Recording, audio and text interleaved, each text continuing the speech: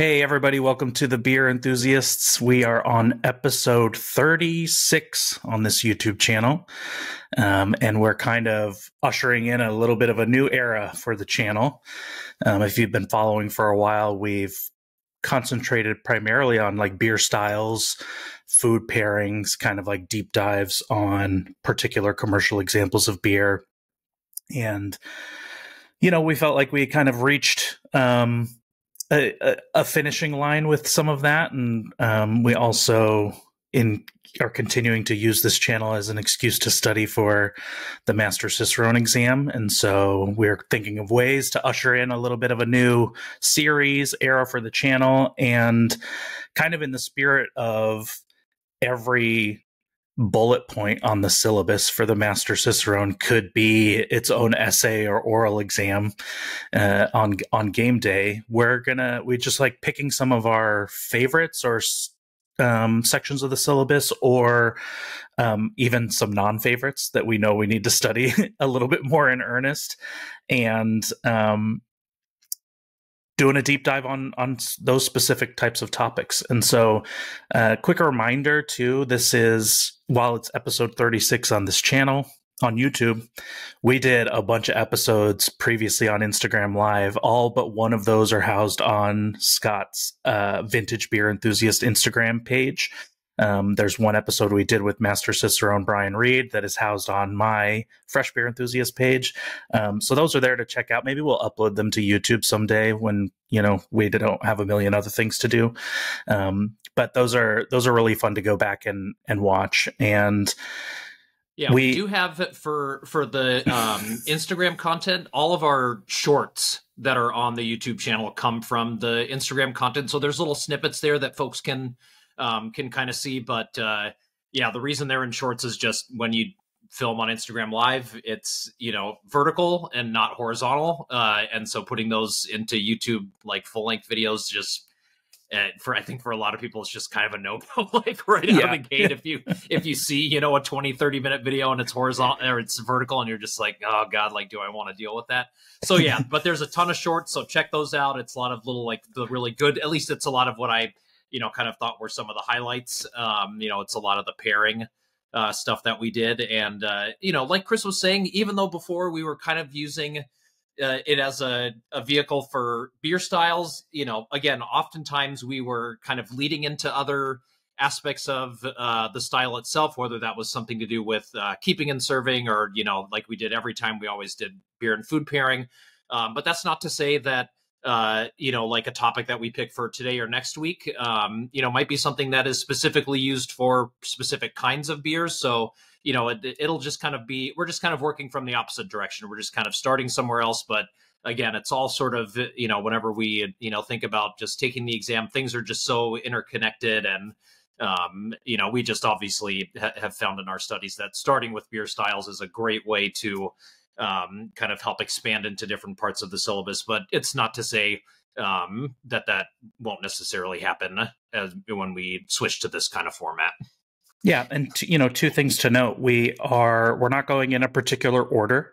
We kind of picked some topics that we want to talk about, or that we need to talk about, and they're a mix of those three things, right? Stuff that we want to talk about, stuff that maybe Scott or I think is a little bit boring, and we need the motivation to like do a little bit deeper of a dive, or it's stuff that's added to the new version of the syllabus that we think might be really important. So, a little bit of everything, and we can't promise a particular order, but the first episode in this series is focusing on pasteurization. Yeah, so I'm going to take a little bit of the lead here. Well, first I'm going to open up the beer I brought to Oh, I was going to say, yeah, let's get some beers going. I'm going to indulge in a non-alcoholic beer. Oh, nice. Which is going to be relevant to the episode. I was going to say, I might know why you're doing that. Yeah, I'm drinking Sequoia Red from Kern River. It's their kind of take on American Amber Ale, from what I can tell. And they're just solid brewery. They just kind of go, I think they just kind of go under the radar. They just keep making really solid stuff. Yeah, classic American Amber. So yeah, Pacific Northwest hops, some caramel malt, kind of your traditional kind of. I'm going with the emerging classic Guinness Zero. And my only English tulip is a Sam Smith, so nice. We're just gonna have to deal with it. Yeah. Good enough. Good enough. But yeah, so I'll kind of be taking the lead a little bit, and Chris, if he has any questions for me or anything, he can kind of sprinkle in as we go. That's kind of how a lot of these are going to go. But pasteurization, I'm sure many people have heard of it. This is also not a process that is specific to beer. This is something that is used in lots of different kinds of beverage spaces, whether it's juice or milk or even things like cheese. Pasteurization is a goal for many different either beverage or food products, and basically the main goal for pasteurization is microbiological stability. Right, we're trying to eliminate anything that could eventually speed up the staling or spoilage of a particular beer. We're trying to extend the shelf life, and it is done through basically the application of heat to the beer in sort of some different ways. Usually, there's three pretty common mediums in how this is done, and it's either using hot water, steam, or some sort of dry form of heat. And for beer, hot water is going to be most common. The only place that I ever have experience with pasteurization, they use steam, so I have seen it in a commercial brewing setting before. But while beer itself does have sort of some standard properties that kind of help to protect against, pathogens, there are no known pathogens that are extremely harmful to humans that can really grow in kind of your standard 5-6% alcohol beer at, a little, maybe the high 4s in terms of pH. A lot of hops, have, are in, beer has hops, and that has antimicrobial properties. So there's and the presence of alcohol, but, there's still some other parameters that, there's maybe needs to be some, microbiological stability surrounding those.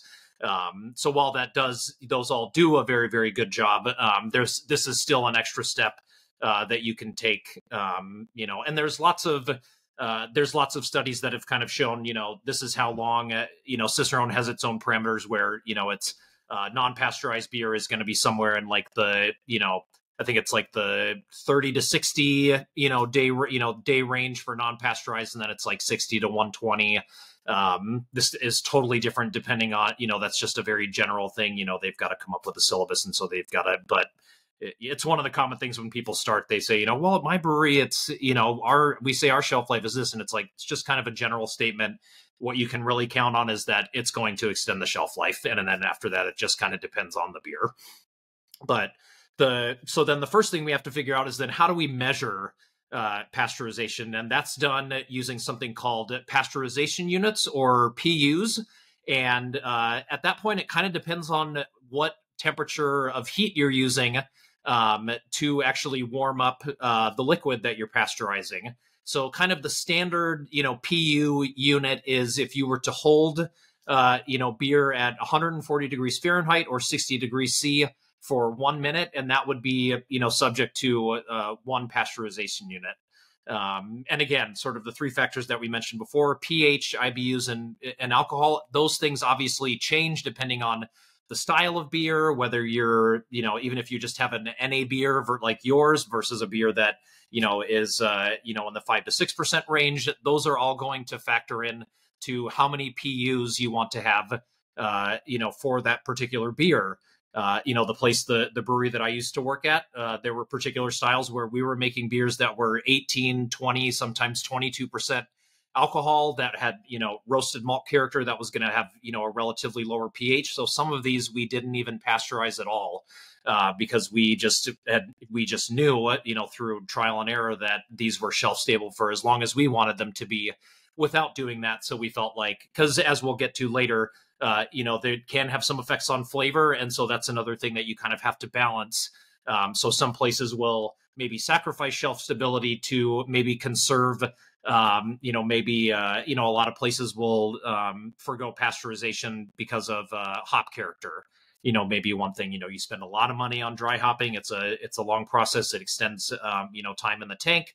So something you've kind of, all these things you have to kind of consider. So there's, the difference between a beer like this and sour beer, that's going to have an even lower pH. So that might mean that less amounts of PUs that you need. So while 15 PUs is kind of the, 12 to 15 is kind of like the general, standard. Again, depending on some of these, you might want less. In something like a non-alcoholic beer, you might want something that's closer to 30. Because you really don't have a lot of these things that are, especially if it's a style where you're not using a ton of hops, you're really going to need to kind of up the number of PUs, and that's just going to change depending on all of those factors. But another thing to consider about pasteurization is that even though 140 Fahrenheit 60 C for 1 minute is one pasteurization unit, that's not a linear model. It's not, okay, well, then if I go to 141, then it's 2 PUs, etc. Once you get up to, right around like 162 or 72 C, then all of a sudden you can get the same number of PUs, but you can do it in like 30 seconds, so it's kind of more of like a curve, and it's exponential at some particular point. I think once you get up to like in the 70s or 180s, then all of a sudden it's like you're doing like hundreds of PUs. And so you really have to kind of be careful. And that's why some people choose to use steam as opposed to hot water or dry heat. Some of those are a little bit harder to control how quickly the temperature will rise. And so some of them can potentially lead to higher amounts of PUs.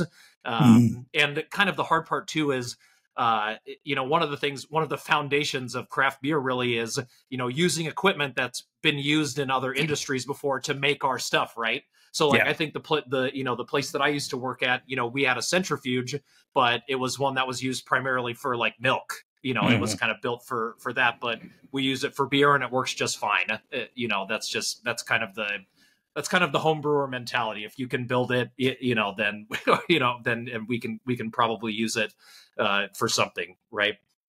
True. So good. Yeah. So good thing to consider. Not exactly a sort of linear model, but so there's calculations out there. We won't get too much in depth about the math there. You can kind of Google that and figure that out, because that's a little beyond the scope of what we're trying to kind of learn.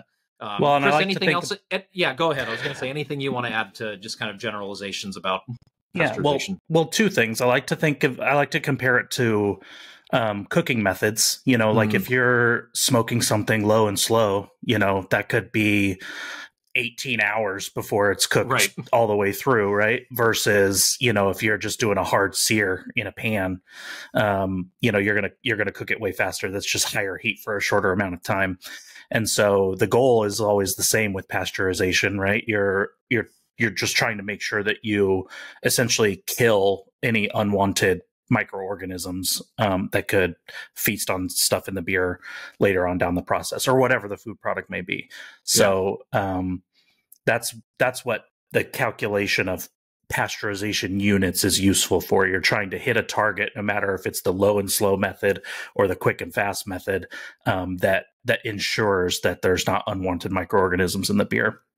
And then the second thing that's I think is kind of interesting consideration too. I mean, you hinted on the different styles that this might be relevant for, non-alcoholic beer being kind of the utmost importance, and like contemporarily very relevant as well.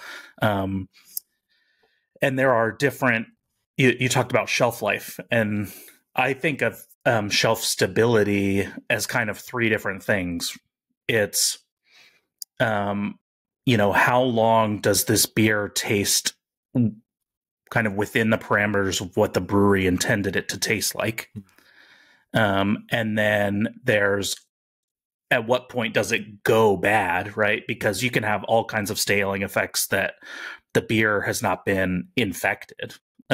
So it's like a little bit different consideration for shelf life. And then there's also just like the safety issue of re-fermentation in the package. So separate from taste or whatever, if you have, one of these smoothie sours or something like that, you get re-fermentation in the package. Shelf stability is just the integrity of the packaging as well. You can bust a seam, pop a cork, all kinds of things if an amount of bottle re-fermentation happened that you weren't anticipating. And so there's definitely like a safety element involved as well as a consideration from why you may want to pasteurize something. Yeah, I love the food comparison, because even when you get into different types of meat, right, the temperature that you want to cook it to changes, right? Mm-hmm. Chicken, you want 165, you want to really make, especially pathogens from chicken, can be, something that can cause you to go to the hospital and get really sick. Whereas with, steak, all of a sudden there's this big preference range, of how you kind of like and then there's kind of it, but it still is sort of a risk tolerance, right? Like it's kind of like, what are, the kind of idea is that the more well done it is, the less flavor there is, or then it, messes with the texture and all that. But so I really like that point. And then also the other point with the sort of re-fermentation and pressure, the pressurization, that can happen, and, exploding containers. That's a question that a lot of people have about pasteurization, and they've done, tests where they just kind of have your, whatever the standard internal pressure is, and then, maybe another bottle of the same thing where they've agitated it to increase the internal pressure. And it's interesting, even if you were just to, I think the study was unagitated, internal pressure was 10 psi, and they agitated it to 15, and then they subjected them both to the same pasteurization method. And it was like the pasteurization led to the one that started at 10 increased to 17, in the like first stages, but then the one that was at 15 went to like 37. So it was like, one was like a 200, plus percent increase, and the other one was like a 70%, increase. So again, not a necessarily a linear, sort of thing. So if you're thinking, oh my gosh, if I pasteurize, is that just going to knock out all the carbonation, or is that going to mess with, are the bottles, am I just going to put these through and the bottles are going to explode? Obviously, if you use an unreasonably high heat, like obviously, something's going to happen. But if you, do it in the right specs that, are tried and true and have been proven, then you shouldn't really have a problem with anything like that. Absolutely. Yeah. So now let's get to kind of the main methods of pasteurization. Those two are tunnel pasteurization and flash pasteurization. We'll start with flash. So the big difference between the two is that flash pasteurization is done before the beer is in package. So it's either, for us, it's in a fermentation vessel, and then basically you are running it through a heat exchanger to get it up to the pasteurization temperature as quickly as possible. And then usually there's just kind of like this big, kind of back and forth kind of line of pipe. And that's where the beer is held for, let's say 15 minutes, if you're raising it to 140 and you want 15 PUs. And then it's quickly run back through the heat exchanger, and it's gotten back down to the temperature that you would want it for packaging. So that's kind of the method for flash patch, and that's mainly if you're trying to using it for beer that obviously you can put it into a a bottle, or kind of a package for distribution. But if you're putting it into a keg, running a keg through a tunnel pasteurizer is not ideal. That kind of container, for reasons we'll get into a little bit later, that's why you would pasteurize that first, and then you would put it into a sterile container, a sterile keg that's ready to receive beer that's been cleaned, either by a keg washing machine and things like that. Those make sure that that particular package is ready for the beer and is sterile. And then for tunnel pasteurization, as we alluded to, this is done when the beer is already in packaging, cans or bottles. But again, you're not able to use this for larger sorts of packaging. And then it's sent through, as the name suggests, it's kind of sent through a tunnel via often a conveyor belt. There's different sizes of tunnel pasteurizers. There's smaller units, where you can kind of just set them on, and it's just, maybe like a 15-foot kind of conveyor belt, and then water is kind of sprayed through. And then there's larger ones where it's like it's constant and it's running all the time. This is going to be for much, much larger production, where you're just producing beer enough where this is running pretty constantly. And then they're just being packaged, and then they're being sent out.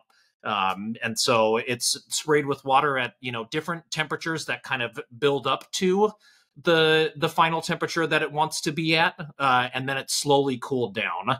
And there's a sort of method to that where, again, you're still sort of reaching the PUs. It's just not that you're using one, it's akin to, If you're using one of these other pasteurization methods, it's akin to taking something that's cold and then just putting it into a preheated oven where it's just like the water is already at a set temperature, as opposed to putting something into, maybe a cold oven and then preheating the oven with it in there, and then it's slowly building up. You're still eventually going to get to the same process, but just different methods of doing it.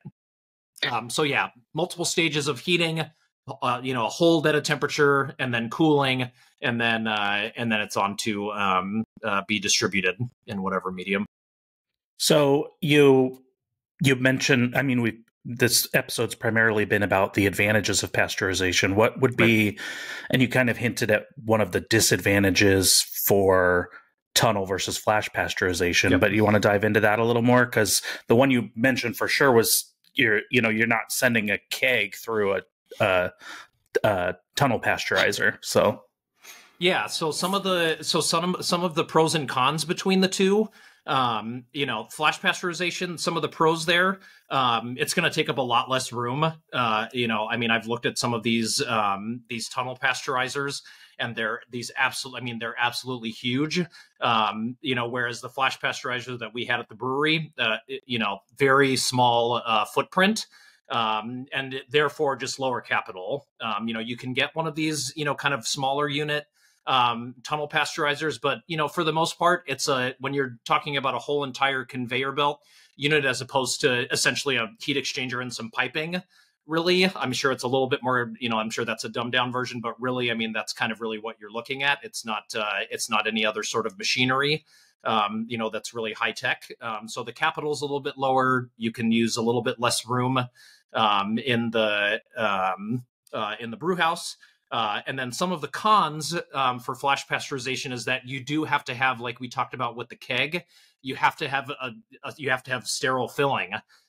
So the hard part is, the brewery that I worked at, even though we did pasteurize and then we filled, we still, when we were packaging them, we took samples and they went into the lab to be tested for, we call it micro. And so it was basically, plating the beer and seeing if anything grew on it to see if there was any, because we had to make sure that the bottles that we were putting them in were actually sterile and were actually ready, so the problem is that then you also need to be able to track where your product is going in case it does immediately leave and go get distributed and you're still waiting for micro to come back maybe the next day.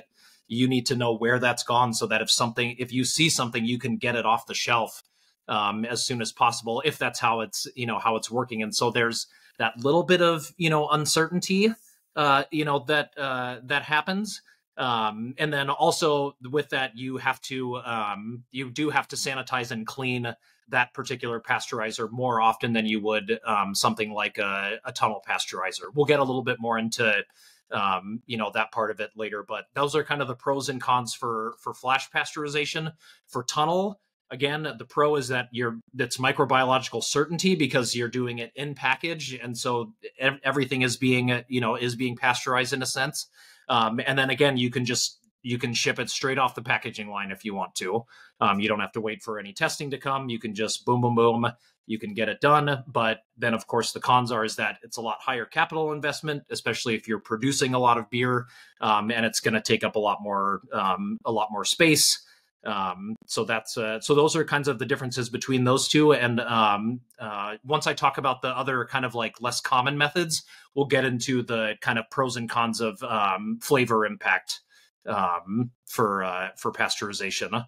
Because that's really the other kind of big pro and con that everybody asks about, right? Like, like you said, what is this going to do to our brand? Is it still going to, just because it's going to last longer, does that mean it's still going to be true to brand? Is it going to be, because then it doesn't really make that much sense, right? If it's going to have such an effect on flavor, then, why do it in the first place if it's just costing us a bunch of money to do it?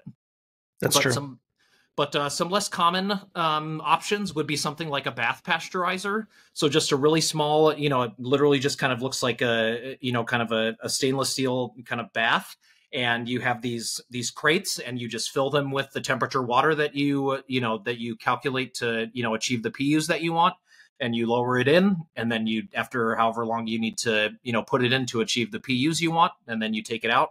So very, very, very, very simple, low cost. The hard part is it's not a continuous process like you can do with a tunnel pasteurizer. So that's you have to do it in batches.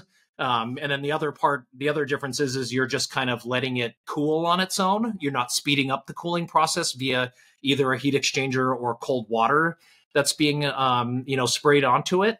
But then you can also mitigate that by having a double bath method where one is warm water and one is cold water. So you can kind of help that problem a little bit, but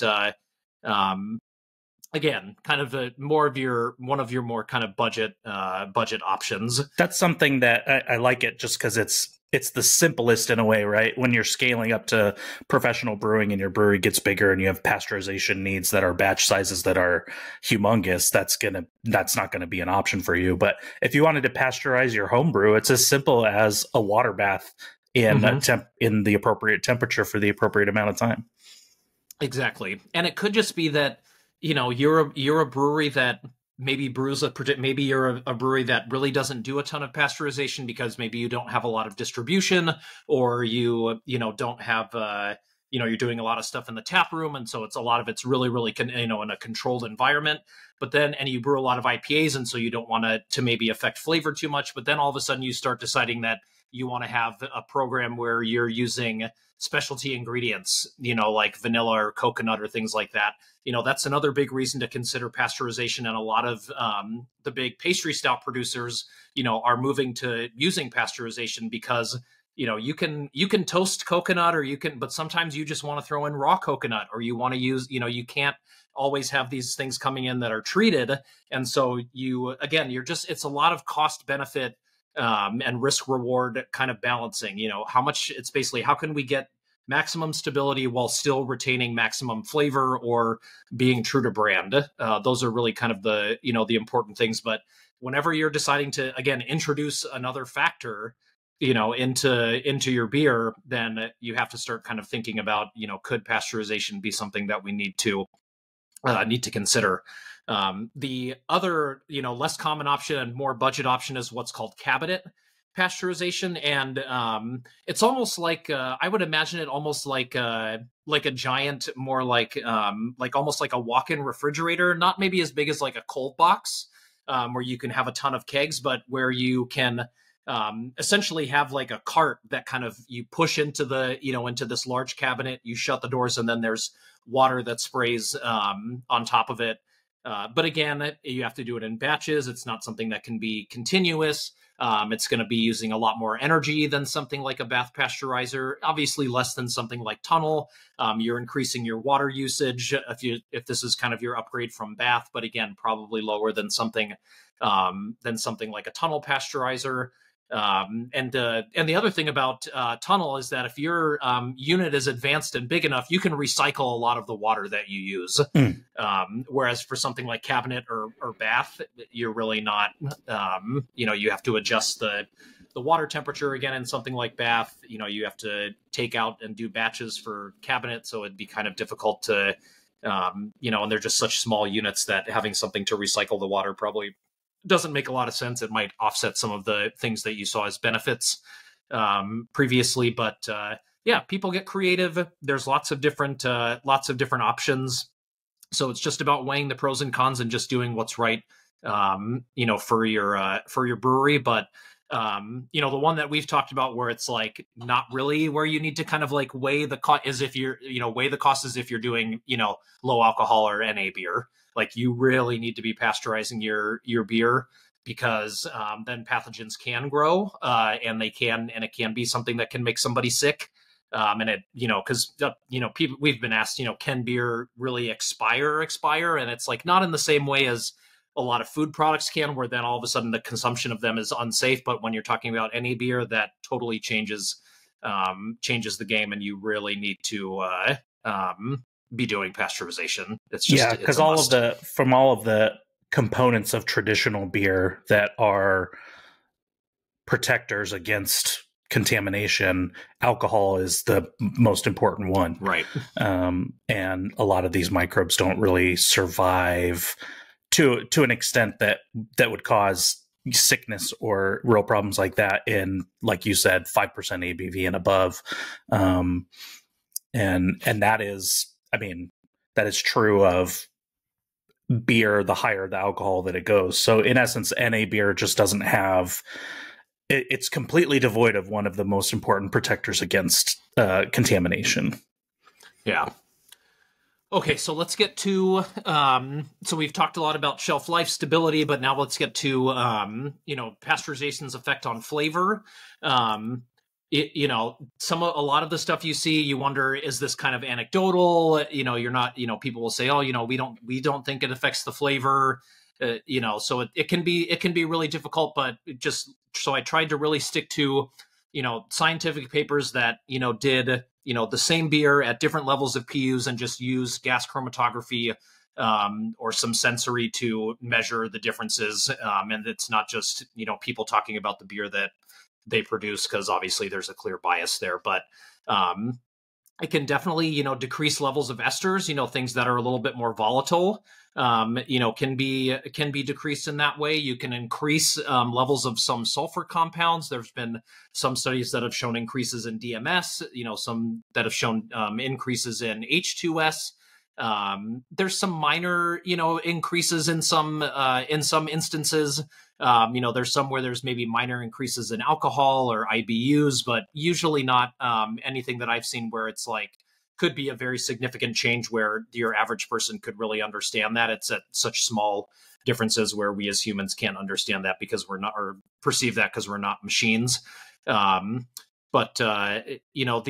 other thing that can change sort of with flavor that involves your pasteurizer, not necessarily the process of pasteurization, but we kind of talked about a little earlier, is even though it is a machine or a mechanism that is meant for microbiological stability, you still have to clean it. Yeah. You can't just say, well, it's the pasteurizer, right? No, there's a whole study on that was done on causes of trichloroanisole, or TCA, which is kind of that musty, corked wine is where a lot of people experience it kind of in their normal, life. Wine drinkers who maybe drink an older vintage of a wine that's been lying on its side and it's developed kind of that corked, musty, basement, dusty kind of character.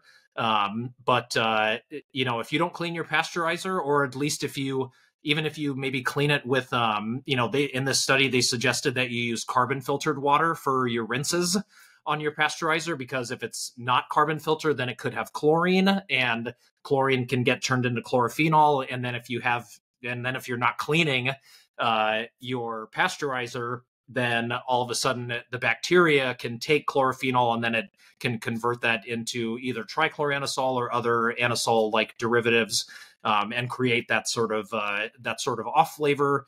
And then they said really the big thing that people ignore cleaning that is the big culprit is the spray heads of the, where the water comes out of. They said those just need to be cleaned on a regular basis. And those were some of the recommendations that they gave. And trichloroanisole is an extremely potent aroma and flavor compound, and so absolutely, oh my gosh, humans can detect it at extremely low concentrations. And so it isn't just about not pasteurizing with chlorinated water. You have to clean all the nooks and crannies of your pasteurizer, because just the tiniest amounts of TCA can contaminate like all your rinse water, even if it was just, like you said, on one of the spray nozzles. So yeah. And I've been in storage facilities where, where I've been sent in and it's like, okay, we know that there's a pallet where a can, maybe the sealer on your canning line wasn't working too well. And then the weight of the pallets, kind of crushed the can and it opened. If you walk into a facility, this was just one can that had burst, and you can smell it in the air. You can walk in and you're like, oh yeah, the TCA is in here and this can exploded and there is bacteria and it is using whatever, because also this chlorine based stuff, it's what's used to clean, wood products, cardboard products. So that's why it can also kind of, that's why I think kind of we can associate it with that kind of flavor too, is that those kinds of chlorine are used so that these things can travel and they're not going to get dirty, and they have their own sort of antimicrobial properties. But then again, the bacteria can then take those and turn those into something that's extremely flavor active. So again, when it comes to, flavor, where it's, sounding like a broken record, but again, you're just weighing the cost benefit of your, of this. And so this is why it's very popular that, things like light lager, American light lager, American lager, these really kind of more neutral beers are pasteurized, because then they can have longer shelf life and there's not really a ton of flavor that you're sacrificing. So the cost benefit is like, it far outweighs what you could potentially lose in flavor, right? And it's a very similar cost benefit analysis for the like super high flavor complex pastry stout style situation, right? So in the context of American lager or American light lager, you're not sacrificing as much flavor by pasteurizing, in the sense that those are intentionally like lower flavored beers. And then on the higher end, on these, big bombastic stouts with tons of additives, there's so much going on that what you do sacrifice in a little bit of flavor loss is not that bad, for the sum total of what is all the compounds that are in the beer. And so, yeah, that cost benefit analysis works both for light beer and for, higher alcohol, dark, heavy, complex, bombastic beers too. Yeah. And it's your reputation. Right. I mean, I was, when you were talking about pastry stouts, it's like you're spending a lot of money on very expensive ingredients, especially vanilla, which is one of the most popular specialty ingredients. And it's one of the most expensive, additives that gets used in beer. And, some of these bottles are going for $50, $65. And if somebody even just sees something on Untappd that your beer went sour, and you're not pasteurizing, it's just going to make people take a second thought when it comes to spending that kind of money on, on a 22 ounce, pastry stout or what have you. So yeah, it's your reputation. So that's always going to be taken into consideration. And people don't isolate those problems, right? Consumers, if you have one batch that goes bad, they're not likely to buy subsequent batches of beer from you, even if you have communicated that you have fixed the problem. They're just like not going to risk it with so much other good beer out there.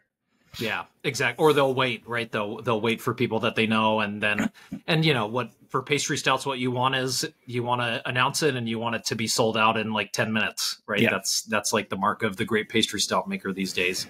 But one last fun fact I'll leave, and a lot of the stuff that I've been getting is from the sources for a lot of this information. Master Brewers Association of the Americas, it did the TCA study, the study that I'm going to mention right now, as an alternative that they've been looking at for pasteurization, was also from an MBA Technical Quarterly, and then a Siebel Institute class on the principles of pasteurization is where a lot of this other stuff came from. Oh, another thing to quickly mention before I forget about tunnel pasteurization, that when it's in package, if you already have your labels on the beers, then the temperature of your water really matters. You kind of have to understand where the dew point is and be a little bit higher than the dew point, because then otherwise the label will just come off. And so that's another small thing you have to consider. But interesting paper that was released, and it was about the use of mushroom fibers being added to low alcohol and NA beer, and showed some promising results that were very similar to pasteurization, but had much less effect on flavor. So there's, NA beer is becoming very popular, popular enough that, spoiler alert, that's what our, next episode is going to be on. We felt like that was a natural transition. So something that we're definitely very interested in, one of the new syllabus editions. And I'm definitely, looking forward to hearing Chris's thoughts and what he kind of digs up on that for next week. So, yeah, that's the move. Next week, next episode, we'll talk about NA beers, and that is an explicit addition to the Master Cicerone syllabus. So that's something that we have to be prepared for either way. So we'll talk about methods and pros and cons for that sort of thing, and as we move ahead on this series, which is going to take a long time, the episodes will not necessarily always be themed like this in succession. So, but that'll be fun. That'll be fun for this one because pasteurization, which we just learned about for a half hour, is directly relevant to non-alcoholic beer. Yeah.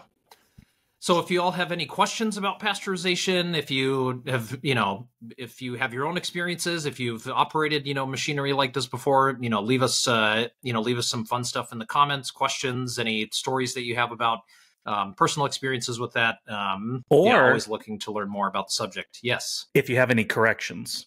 Yes, absolutely. Anytime you on any of our episodes, you see some incorrect information, we really, really would like to know about it so that we can solve that problem quickly and orderly.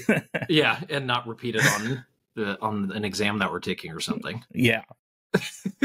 So, well, cheers, everybody. Thank you so much for tuning in. Make sure to follow us on social media. We're at The Beer Enthusiast. Like and subscribe to the YouTube channel.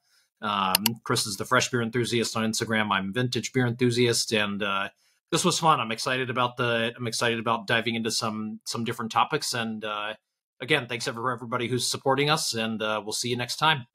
Cheers, friends. Cheers.